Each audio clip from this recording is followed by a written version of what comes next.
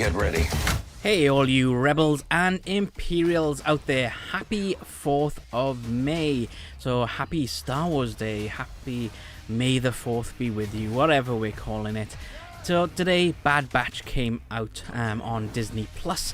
So as we did with WandaVision and with Falcon and Winter Soldier, I'm just going to do my review. So it's a little bit later today because the episode was 70 minutes long, so it's just over an hour long, which is very long for an episode really, but don't get used to it as it will go back to around about 20 to 25 minutes from Friday onwards. So let's go bring myself on here. So hello, and yes, so we're back with Bad Batch, which is the first episode of the new cartoon series, or CG animation series, whatever you want to say.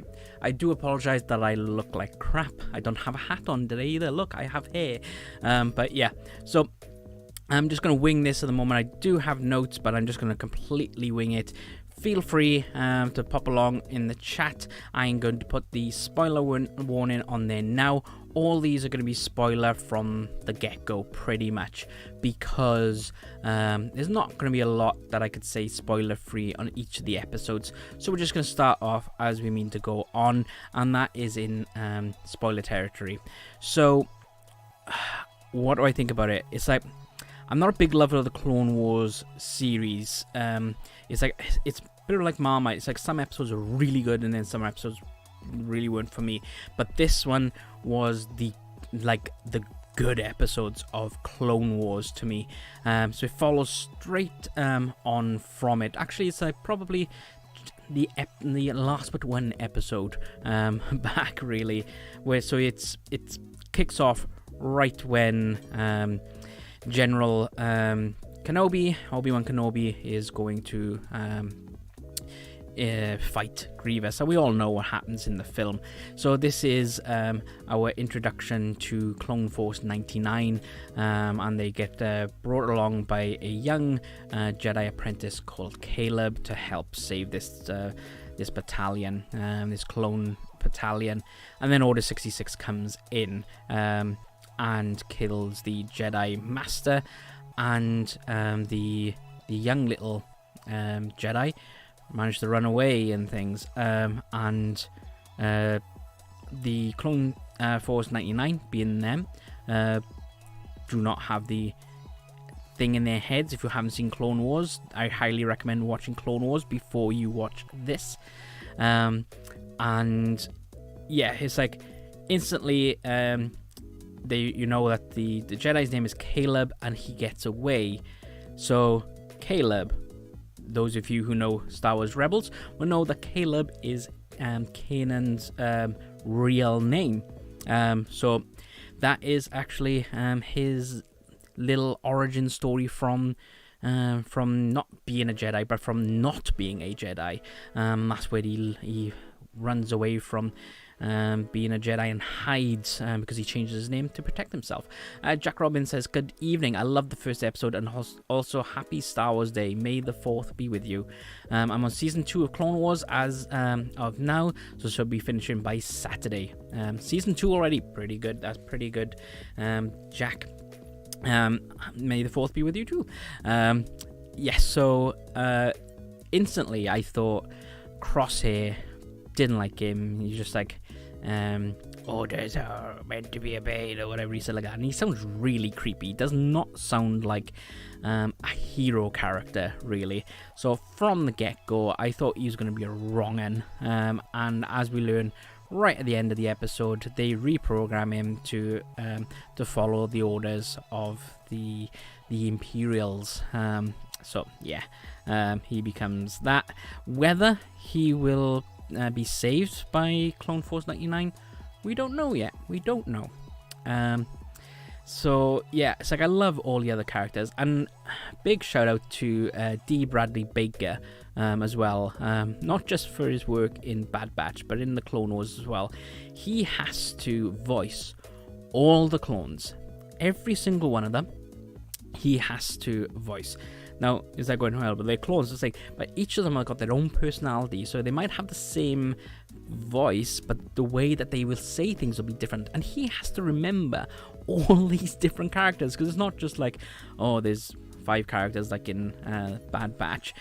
In Clone Wars, there are so many of them, so many that are featured in it, and he's got to remember all those different characters. That is amazing. I think he deserves an award just for these voices. But anyway, yeah. Jack says, do you have a favourite member? I did like Crosshair, but after the ending of this episode, not anymore. I love Hunter and the rest of the gang. I do like Hunter, or Rambo, as I'm calling him in my head all the time, because he's the long hair and the bandana. Clearly Rambo ripoff. I really like Echo, because of everything he's gone through, and there's a part in this episode as well where he's injured and he's on the table and there's a droid over him scanning him, and he freaks out because he was, in the Clone Wars, he was experimented on by the droids and pretty much turned into a cyborg, really. So he had a bit of flashbacks, and I felt really sorry for him in that little scene. It's only a split second, well, like 30 seconds, something like that, scene, but it was powerful. There's somebody who knew his backstory that is quite powerful, really. Hunter is pretty good. He is a good leader. I think Hunter is tech. He's all right. He's techy, and Wrecker is like, you gotta have the big brute, haven't you? Which brings us on to now our newest member of the Bad Batch, which is Omega. Instantly,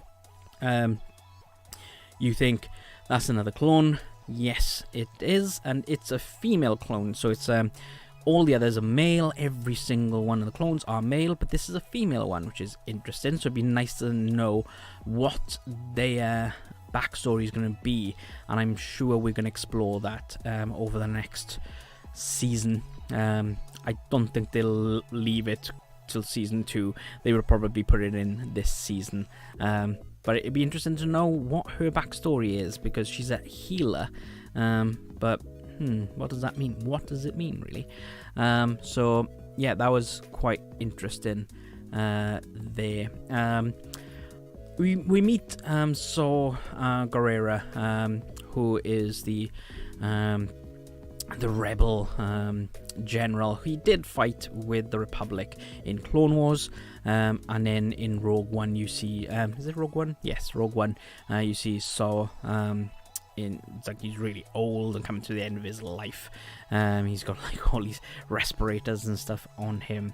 But I found in this, he looked completely different to what we see him in season 6 of Clone Wars. He looks completely different, but I'm not too sure whether that's just my memory. But it's just like, why didn't they just use the same look, really, on that? Who was the Jedi that died on Kamino? The Jedi who died on Kamino, I can't remember her name, but she was the one that was overseeing all of the clones. She was stationed there to make sure that they were okay, that they had a good training, and that they were ready.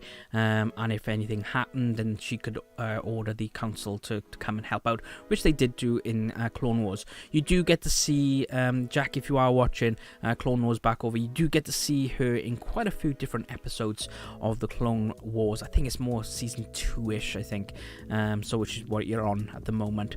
So yeah, definitely keep an eye out for that. So which I found, I was thinking, it's like, how are they gonna do that? Are we gonna see her dying? But they just brought her out on a stretcher with the sheet over her, and the lightsaber falls. So yeah, definitely nice little touch there. You didn't have to see it, but it was implied on that one. What else can I say about it? It's just like, yeah, Crosshair right from the start. There was no. It's because this is a cartoon. It's not like The Mandalorian, where they try to make it a bit more adult. Yes, adults can really enjoy this, but it's also kids can enjoy it as well. And I think that's why some of the things are in your face, like Omega being a clone. It's like it's obvious, but they have to go, she's a clone. And Crosshairs, it's like you knew from the start when he's trying to kill Caleb that he's gonna turn into a reg, pretty much, a regular clone.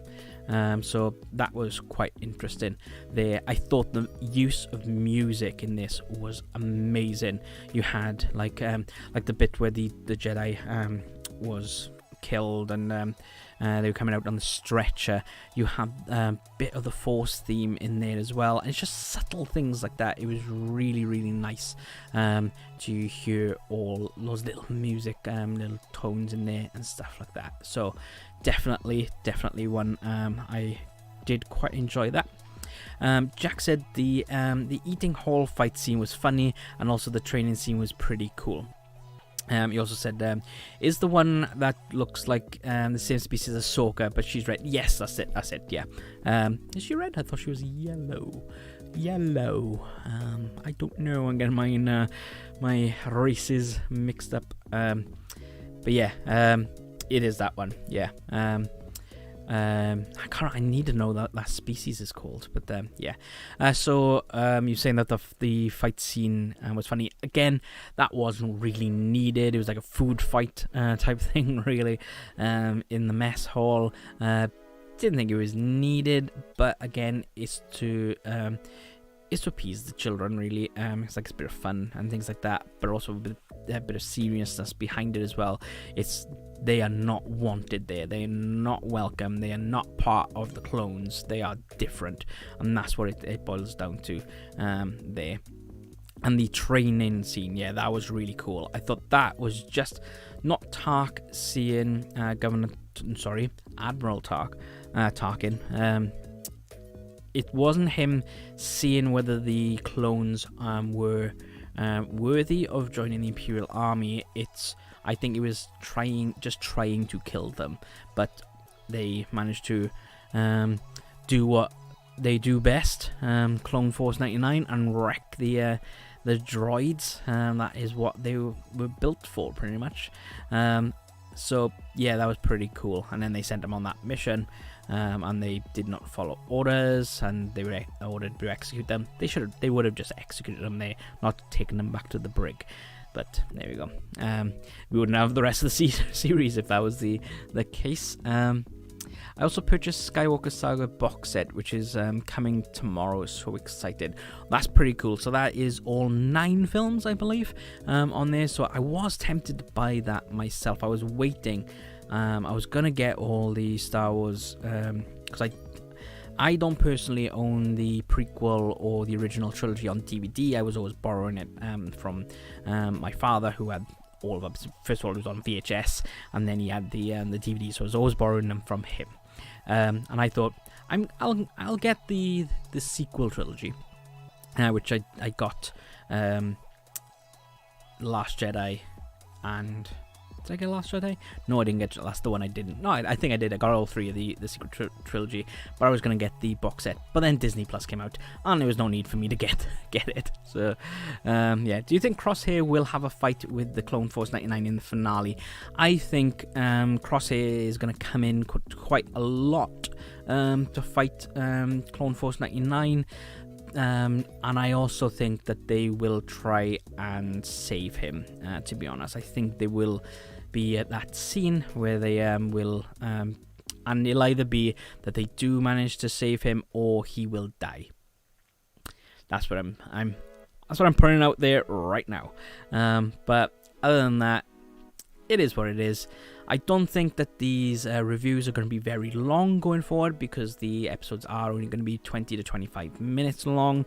So it's going to be more touching on theories, any Easter eggs that I spot as well, and any Easter eggs that you guys, or any knowledge that you guys have got, please do pop them in the live chat, or if you're watching this back, pop them in the comments, because I do like learning more stuff all the time. But yes, I don't think there's much else I can say on that. I don't really know where it's heading at the moment, which is fine. Are they going to meet up with the rebels? Who knows? Are they going to meet Ahsoka? Who knows? Because in Rebels, Ahsoka is a massive part of the Rebels. So is she going to bring them in? Who knows? I really don't know where this is going. And I don't really want any spoilery things, really, until I've watched the episodes. Excuse me. I'm thinking too far ahead. No, I think it's literally episode 3 or 4. I think Crosshair is going to fight them again, because Crosshair will know how they work, and be able to advise the Imperials on how to stop them and stuff. So yeah, I am looking forward to more, which is quite good, because like I said, I didn't really love the Clone Wars series. There was some amazing episodes in there, but overall not so much.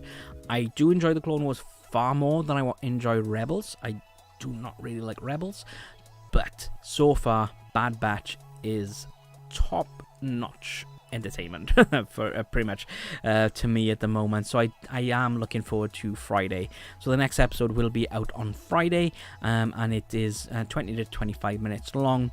So I'm aiming to go live again for another review at about 10 to 9 and 9 o'clock on Friday morning.